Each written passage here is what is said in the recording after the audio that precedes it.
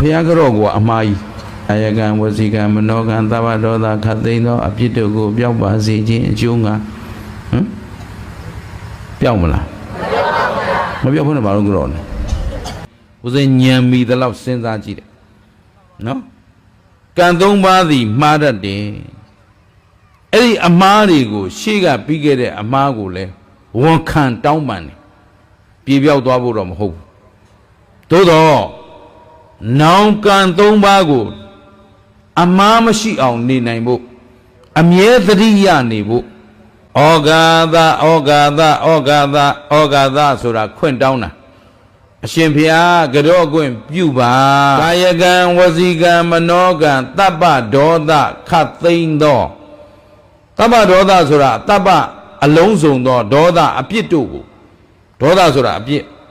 ခတ်သိမ်းသောအပြစ်တို့ကိုပျောက်ပါစေခြင်းအကျိုးငါသူနဲ့ကိုနဲ့နှစ်ယောက်ထဲအတွက်ကတော့ဟုတ်တာပေါ့အရှင်ဘုရားတန်တပည့်တော်အပြစ်လုံးမိတယ်ခွင့်လွတ်ဘုရားအေးခွင့်လွတ်တယ်သူနဲ့ကိုနဲ့ကတော့ပြေလည်သွားတယ်ကံကပျောက်သွားသလားအတိတ်ကမှားခဲ့ပြီးသားအမှားတွေကိုလည်းနောင်တရဖို့နောင်ဆက်လက်ပြီးတော့ဒီအမှားမျိုးမဖြစ်စေဖို့အဲ့တော့တခါကြော်တိုင်းအရှိကအပြစ်တွေကိုတောင်းပန်တယ်တောင်းပန်တာနော်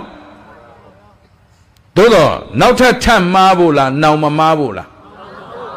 ဦးဇင်းတော်ဘုရားဂုံကျေးဇူးကိုရည်မှန်းပြီးကြော့တယ်တရားဂုံကျေးဇူးကိုရည်မှန်းပြီးကြော့တယ်ကိုယ်အပြစ်ပျောက်ပါစေလို့ဘယ်တော့မှမပြောဘူးဘုလို့ကိုခံပေါ့